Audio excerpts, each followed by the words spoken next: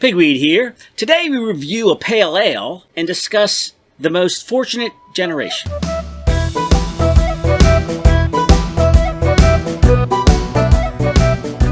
Well, good evening, Crow Hill. Good evening, Pigweed. How's Good it to going? see How about you. some beer and conversation? I think that's an excellent idea. What are we drinking? Well, I ordered this pale ale. It's Blue Crab Pale Ale from Oliver Brewing. Look at that crab on there. Yeah, That all looks right. awesome. Sounds good. So what's on your mind?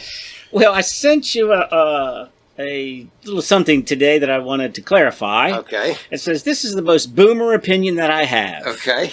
And it shows a picture of a washer and dryer. Yeah. And the guy says, at this point, I'm willing to pay more money for appliances with zero smart features and just physical knobs, buttons, and controls for everything. Yes. Yes. I saw there was this great thing that went around recently where this plumber just installed a new toilet. And the guy says, where's the handle? He says, you have to install the I Flush You app. Yeah. Right? Yeah. It's like, no, we don't want more apps. We don't want more nonsense. We just want to push a button and make it go. Now, I don't consider us boomers, and I'd like to make that distinction at some point, but we're on the cusp. We're right on the edge between... But from us forward is the newly defined Generation F. Generation F. What does that mean? The most fortunate. Most fortunate generation. As opposed, yes. and drawing the distinction between we're not the greatest. Not the greatest but generation. We but reap the most benefits. Fortunate. Yes, yes. But let me reap the benefits of this blue Yeah, beer. so this blue is from crab beer. Oliver Brewing right up the road here. It's got this beautiful picture of a crab. Lovely. I mean, I love crabs, and every Marylander loves crabs. So this is 5%, a dry hopped pale ale. So what do you think? Ooh, that's good. I just had a lager, and this has got a lot more hop action going on, Mm-hmm. It does. both in the in the front and in the nose. So the dry hopping should indicate more nose hops. Mm-hmm. Are you thinking So that? yeah, a lot more, but not in an overpowering way. I mean, it's still within the pale ale sort of range. You know, we're not getting IPA punch you in the face hops, but it's very pleasant. It's I like it. It's got a little bit of malt, a little bit of hop, a little bit of bitterness. Didn't really give you any more facts, did it? No. Just, all right, that is what it is. 5%, That is what it is. and take it. Very summery. The summer Very nice. feel. Yeah, I like it. You know, pale ales are a good, regular kind of a everyday kind of a beer. You know, You can't go wrong. Very good. Can't go wrong. all right.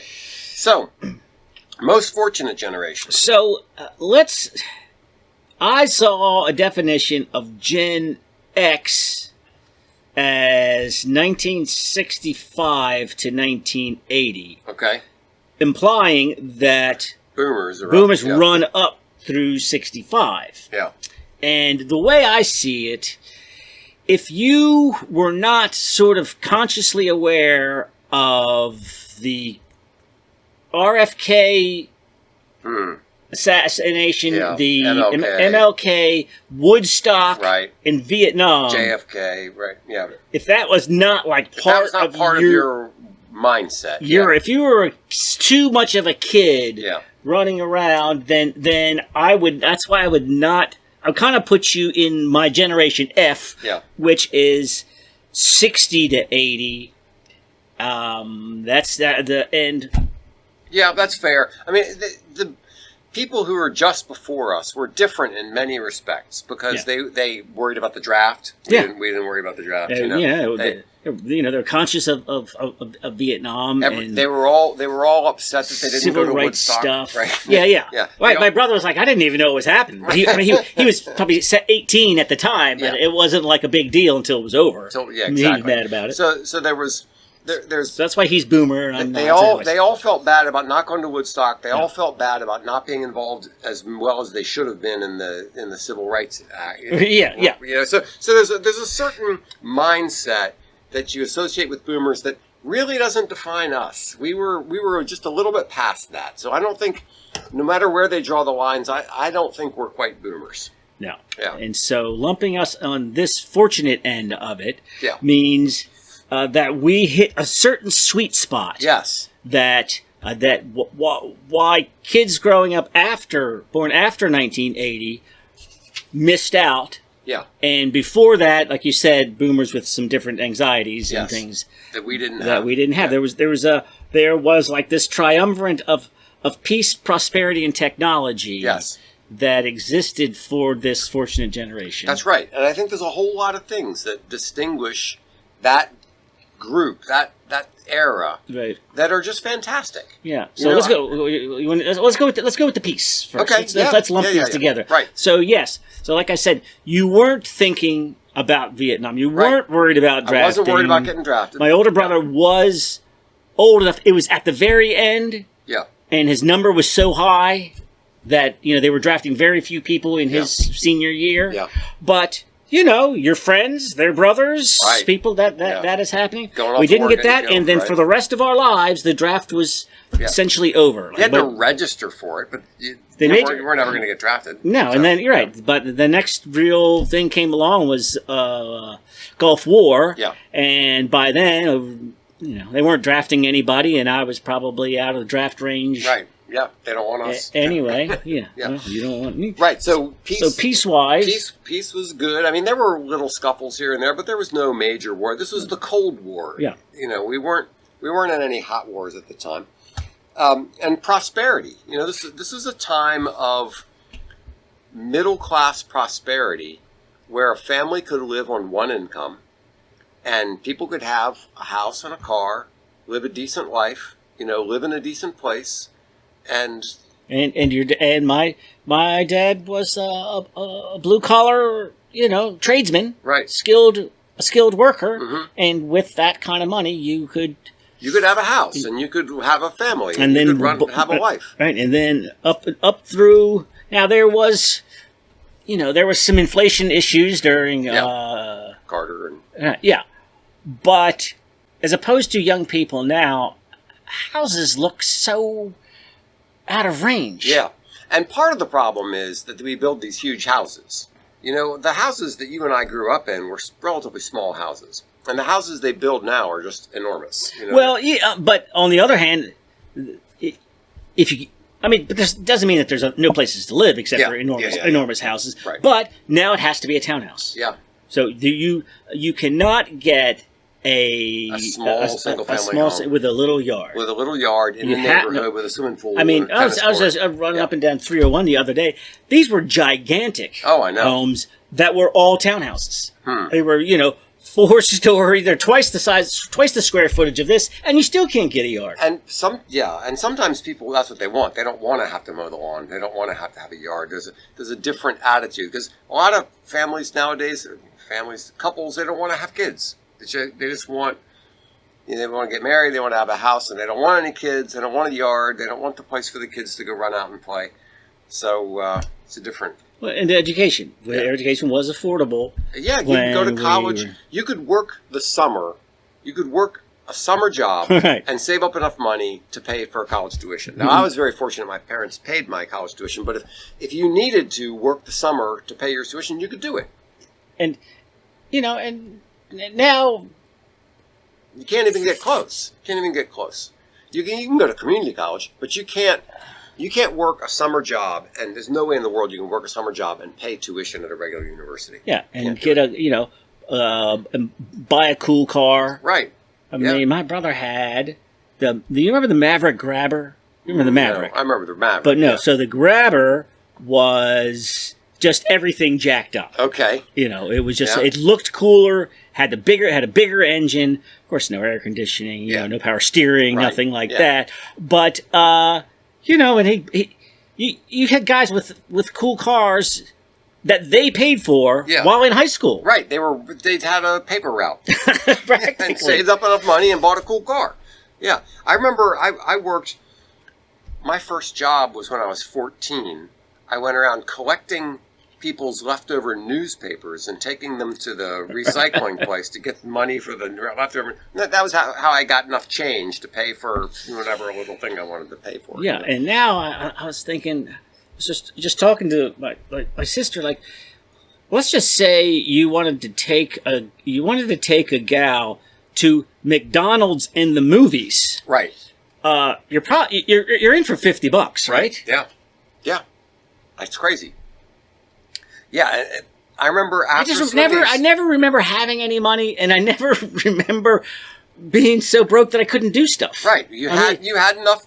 You can always go bowling and get, whatever. Because it was a couple bucks or whatever, and you had the money because you mowed a lawn and you made a little bit of money. Maybe you had an allowance, whatever. So as far as the prosperity quotient, somehow we have shifted the economy in a bad way, and the economy was in such a good shape that generally speaking, moms could stay home with their kids, which was another important thing because it also created an environment where kids could run around loose in the neighborhood, not entirely unsupervised, because it was almost like this network of moms around in the neighborhood that you knew, okay, I'm out running around, I'm riding my bike, I'm playing football, I'm doing whatever I'm doing, and I know that some of the moms in some of the houses are watching, and if you get too far out of line, there's going to be a phone call, and that was because feminism hadn't kicked in quite so bad yet,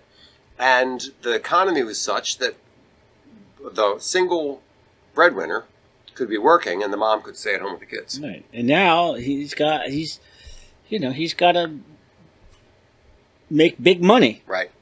I mean, the economy is structured that unless you're making six figures, you have to have two workers. Yes. And we hit that sweet spot. How about technology? Yeah, I had all the technology I wanted. I mean, I had a microscope. I had a television. I didn't need a phone. What in the world did you need a phone for? No, we had one phone. Then we got a second phone downstairs. Right. That when we finished the basement. You could talk to your girlfriend without being in the kitchen. Although somebody could be upstairs listening. Yeah, probably. That's right. I mean, I had you had stereos and 8-track players and 8-tracks and cassettes, and you could listen to records. So I'm no Luddite. I mean, right now I appreciate the cell phone and the high-speed internet. Yeah. I mean, look at GPS. Yeah. Streaming movies. Right. It's all nice. But it was a true blessing. Like, this to me, this more than anything else is why we're the most fortunate generation. Yeah. Is that we weren't glued to our phones. Well, we have all of the advantages of that now. Yeah. But we didn't have it affecting our growing up. Yeah. So I love having all those things, but I feel it's a blessing that it didn't happen to me until adulthood. Yes, because think of all the things we learned to do because we didn't have phones. Yeah. We learned to figure out how to find people, right? Like, everybody, let's meet at the whatever. And then we figured that out. Or, like, you would go to a movie and your parents would pick you up afterwards, and we didn't need a cell phone. So my son asked me how that happens. And actually, I'm a little baffled. Yeah. Why did your mom find you at the CAP Center? Right. You'd basically say, okay, pick us up at, be at number 14 there at 8 o'clock or whatever the heck it was. And we figured out how to do things. We figured out how to get around without having to look at our You're phone. right. You'd see people and you're like, hey, if you see Bill and Janie, I think they're at the bowling alley. All right. And then there were certain places where people would congregate. Yes. And you would check that. If they weren't there, then you'd go somewhere else. And it's also possible this move here was you call home and say, if Jim calls, tell him I'm at, and then Jim might call. Right. Right? Say, Mrs. Pigweed, where's Joe? Right. Yeah. Right. And you figured that stuff out, and it didn't. We weren't exposed to 24/7 porn on phones. We weren't exposed to social media. We weren't exposed to the bullying. The bullying and the constant chat and all that kind of garbage. I mean, there's so much. If you were wanted the social to do media, so all of these other things that I would say, I'm glad I didn't have them when I was young, but I appreciate them now. The social media is a net negative. Mm-hmm. There is, it's just a negative all around. It's totally a negative all around. So I don't whatever upside. Oh yeah, well I got to. We have a Facebook group where all my high school. Well, you could have figured out how to do that. That's right. Without it, it's not worth. Yeah. What it's become, no. or what it's done to young people. That's why I'm saying the fortunate generation is like we already had our brains formed. Right. and I got out of college without plagiarizing papers, right? Because everything was. Or asking ChatGPT how to do it. I had to read all my books, and so I know how to read, which apparently is a problem for young people, even for college students. For college students, yeah. No, people, everybody outside of the sweet Generation F. And we had to go figure things out. We had to figure out how to find the book in the library. You had to figure out how to fix something. Fixing cars, your bike, or fixing your car, or whatever. Yeah.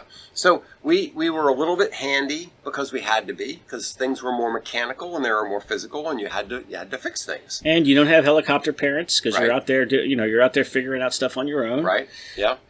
Yeah. We had good music. Oh. Yeah. Oh. I mean every now, classic rock station. Yeah. There are some like. There are stations that are like 90s and 2000s, and there's good enough music on there. Yeah. But the real classic rock, where you're talking about. Yeah, you're talking about 65 in the 70s, to 79. Yeah, and that was the good music. And guess what? Young pigweed who's 22. Maybe half of what he listens to. Yeah, a lot of kids are listening to that music because it was good music, for heaven's sakes. Really good. So we had that. We had masculinity wasn't toxic. Whoever, that was such a made up, such a made BS up feminist. Yeah. It's garbage. It's such garbage, and we weren't exposed to any of that kind of garbage. We had this weird concept that boys were boys and girls were girls, and they were pretty. And do we want to go there? Okay, let's talk about girls and dating. Yeah. Okay, yeah, so it's been ruined by porn, social media, and feminism. Yes. And absolutely. And now I went to all 4 homecomings.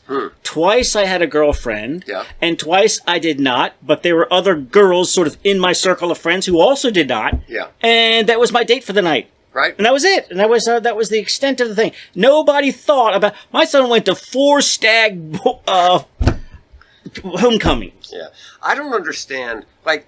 That wasn't an option. When we were growing up, I don't remember my parents telling me, like, when you grow up, you need to learn how to date girls. They never said a thing. It was just like, you just understood that that's one of the things you're going to do. As you grow up, you're going to start dating girls. And then you go to school and you ask a girl on a date, and you have a girlfriend. I had a girlfriend before I could drive, and Mom would go pick her up, and I was to the movies. And now kids nowadays they don't know how to do anything. They don't know how to. You meet the dad, and they don't know how to ask a girl out. They're afraid to do any of this kind because it's got to be on the phone, and like everything about dating has just gone to the garbage pit. It's amazing. And that's a consequence of social media and the smartphone. Porn, exactly what you said. Social media, porn, and feminism. Those things have destroyed it. Right. So I was watching Almost Famous. Okay. You've seen Almost Famous, so it's great because these girls are groupies. Okay. To a band that is the opening act. Oh yeah. So they're Almost Famous. Yes, they're following that band, and the main chick is Kate Hudson, who is Goldie Hawn's daughter. Yeah. And she has this classic looking 70s pretty. Yeah. And so I'm watching it with my son. It's a coming of age movie, sort of appropriate for him. Yeah. And I'm like, you notice how pretty these girls are? Yeah. That's the way it was when we were growing up. You notice no tats, right. No weird piercings, no stupid hair or blue color, or Right. And he's like, oh yeah. I mean, he was just 100% on board. Yeah. So my question is some women nowadays, it's like they want to be unattractive. It's pretty girls. Yeah. Who have said they ruin themselves. They could be 70s adorable. They do this. It's like if you told them, you realize that a guy going, I love your piercings and your tats, said no guy ever. Right. The only reason someone would ever say that is because they want to get in your pants. Yes. That is the only reason a guy would say that. Yes. No guy likes that would be piercings dishonest. and tats. He would be just. And so what are you going for here? Right. Is it girl boss? I don't care. You know, I do this for myself. You gotta love me for who I am. But what else? What are you bringing? Right. What are you bringing? Myself. Yeah, but you look like garbage. It's ridiculous. All the tattoos I see, all the women who are ridiculously overweight and feel like I forgot fatties. Feel like they're still sexy even though they're ridiculously overweight. And then these, like, I'm not a big fan of anything beyond just one piercing in each ear. You know, that's fine. That's classy. You have an earring, right? But these things, these things in the nose that make you look like a cow. The bull ring thing. The bull ring thing. I mean, come on. Whoever stretchy thought that, earlobes. Who thought that was attractive? Love your stretchy, flappy earlobes. Attractive. It's ridiculous. And so fortunately, we didn't have any of that stuff. Any of that. And look, and let any young boy watch some movie set in the 70s, and I dare you to find one of them going, you know what? I wish that she had a tat. Yeah, if only they had more tats and blue hair, you see that beautiful Kate Hudson? Wouldn't she look better if she had a... Oh, yeah. Are you kidding? No, she looks beautiful. And the idea that she would be... To me, putting a tattoo on a beautiful woman is like, you know, painting over the Mona Lisa or something. Like, why are you doing... It's like vandalism. It's just ridiculous. All right, I've got safety. Okay. So that cuts both ways. For us, I mean, bullying was part of life. Yeah. Then they decided that we really need to crack down on this. We're having zero tolerance. Right? But this was kind of after our time. Yeah. Really gonna go after. Nobody's allowed to touch anybody, push anybody. From what I can tell, unless I'm wrong, schools are far more violent than they were. Yeah. So whatever they're doing is not working. Whatever they're doing is definitely not working. Yeah. And maybe who knows? Maybe there should be some bullying. I'm sure that's not the answer. But it's not doing anything. We never had metal detectors, clear backpacks. Right. There was never a school shooting before 1999. That was Columbine. Yeah. I remember listening to a country music singer. He said, we had our rifles in the window of the truck in the school parking lot. Right, because you're going to go hunting afterwards. To go hunting after school. Yeah. And you would bring rifles in for the places that had ranges in the basement of the school because that was one of your electives. That was one of the things you learn is gun safety. Right. What an idea. I remember my dad would always tell me, you better not start any fights, but you can end one. Yeah, right. That's the way we were raised. It's like, don't start a fight, but if you get in a fight, okay. So how about this idea, though? If you look at the numbers, we weren't actually safer. No. But in terms of, like, people dying in car accidents. People getting killed. Kids are being abducted. People are disappearing. Yeah. Bad things happen but all news covered your local area. Yeah, we weren't hearing all this stranger danger. When you got 24-hour news, you had to fill it with something. Yeah. And I remember... Made everybody crazy. Polyclass, Petaluma, California. Okay. This is like the beginning of CNN. Uh-huh. And she was, abducted from her bedroom. Yeah. And then now everybody wanted to have a story like that. So that now... I never heard of such a thing before. Yeah. Of course, because you had 3 channels and it was only local. Right. Now every bad thing that happens in a country of 200 million people at the time is now broadcast because they have to fill their 24-hour... Now, Jordan Peterson has an interesting theory about why the Stranger Danger stuff occurred when it did. Okay, good. And I like this theory. It's right around the time that women were going into the workforce en masse. So here you have this situation where women are not with their children. Right. They're at work and they're worried about their kids. Their kids are in daycare. Their kids are, so they're not taking care of their kids. And their natural impulse. And their natural impulse is to be afraid and scared and worried about the kid. And then they hear, oh no, there's this abduction and there's this. In Peoria. And what if there's satanic worshipers doing my kids in the daycare or whatever? So this whole, a lot of this stranger danger, satanic panic, the craziness, Amber Alerts, everything else corresponds to women feeling guilty about not being with their kids. I think that's a very interesting That is analysis. an interesting perspective. Yeah. But in terms of the Generation F, we weren't safer, but we felt safer. We felt safer. I was wandering around all the time. I have a hard time believing the things that my parents let me do when I was a kid. You know? Like, Dad, can I ride my bike to Greenbelt Park? Sure. Yeah. Whatever. You know, it's a long ways on major roads. I had limits, by age. Don't go past. But I mean, I didn't actually know. Mm-hmm. And so I saw this meme, and I get these every once in a while of, Gen Zers who have heard about what boomer life was, and they're going, "Come on." Yeah. And it was, is it true that you just ran around the neighborhood and your parents didn't know where you were and you had to be home when the streetlights came on? Yes, absolutely. That's exactly what it was like. That's exactly what it was like. My parents had no idea where I was. Yeah, I mean, I had limits where I was supposed to go. Yeah. And I did get I went way, I tell you what, this might have been my earliest memory because I was very, very young. Mm-hmm. But I was very, very young, 4 or 5, right? Yeah. But you're still allowed to go within reason where you are, but I went too far. Yeah. Right, there's a dead end street, and you can't go past the barrier on the dead end street. And I did, and I got a public spanking. Uh-huh. And but even then, so 4s and 5s, right? Yeah, you're all right.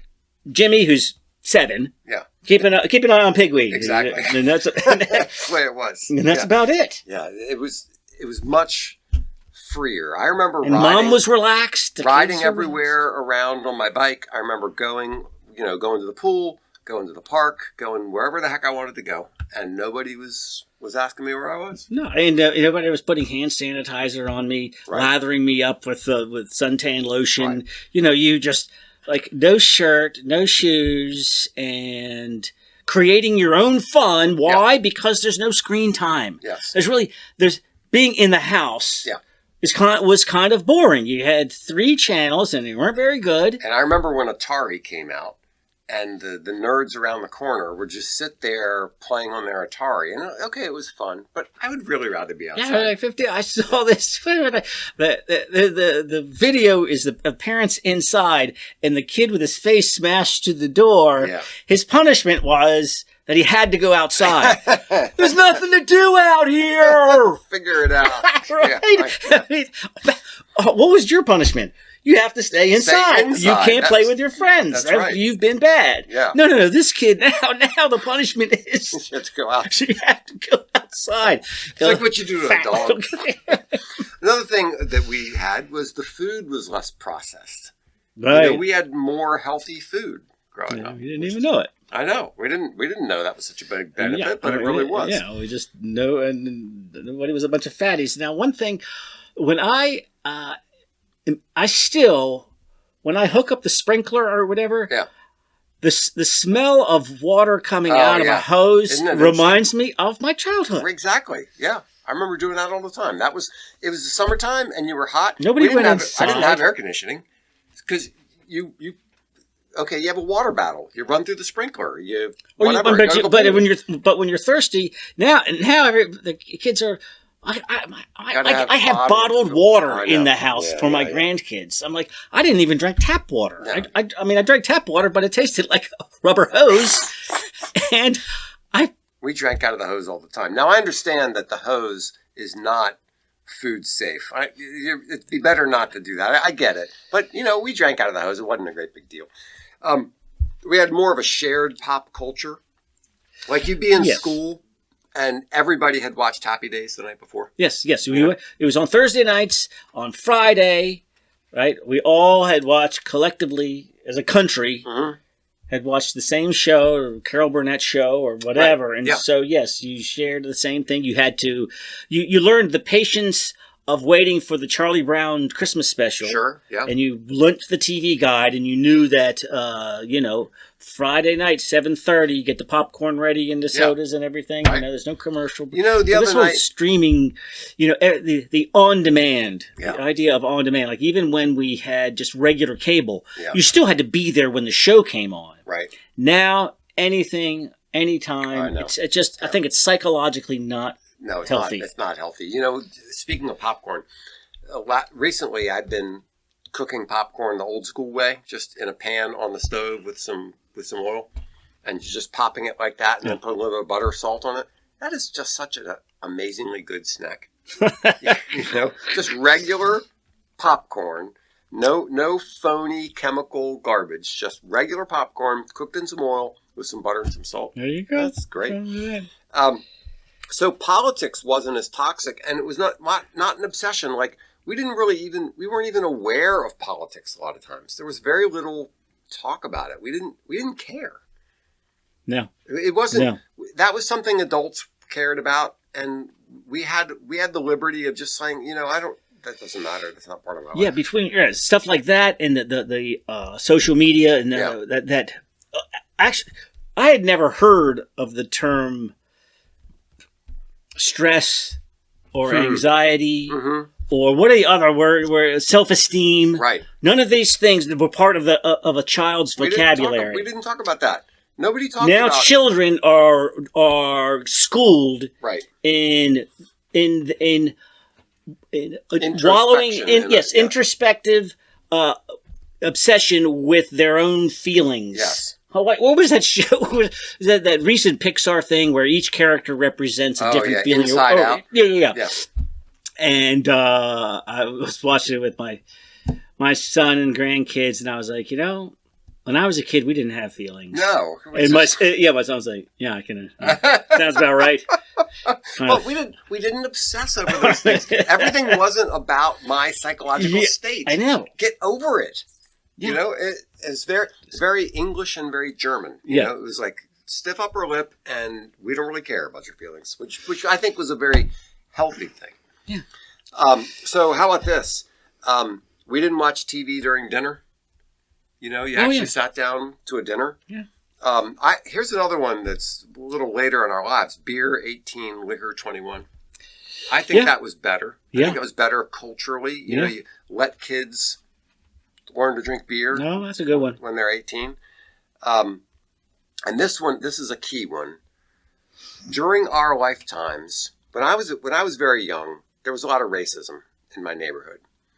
And during my lifetime, I saw racism getting better and better and better. I mean, things were definitely improving until Jesse Jackson and Al Sharpton and the race baiters came along and decided, no, we can't have this. We need to make it bad again. And there was definite racial improvement during our lifetime. Yes. Until the Barack Obamas and Michelle Obamas and all these assholes came along and messed it up. Yeah. What did Thomas Sowell say? Because it was racism was, was on the operating table until they came in and these resuscitated. People came along and resuscitated it. Because it was going away because nobody cared. Yeah, but for them, there's power and money to be made. That's right. That's right. In fanning the flames. It's a horrible crime what they did to us. Because I think racism was dying and was going to go away. Yeah. And then they just threw it back at us. So I say we definitely are among the most fortunate people in the world. We hit that sweet spot. Yeah. And unfortunately, our kids won't know it. Yeah. And, our kids are worse off. The people before us were worse off. The people after us are worse off. Our generation was amazingly fortunate. So, yes, and so that's why you come to us for advice and our analysis of the world. That's because we have not been jaded or damaged in any way. That's right, yeah. So like and share and send us your comments if you want, pigweedshow@gmail.com. And tell your friends. And, we are the oracles of the internet because we grew up in the most... Not because we sprouted out this way on our own. Yeah. We were formed by this special time in history. That's right. Cheers. Thanks so much for listening to Beer and Conversation with Pigweed and Crowhill. Remember to visit us at pigweedandcrowhill.com or send us an email at pigweedshow@gmail.com.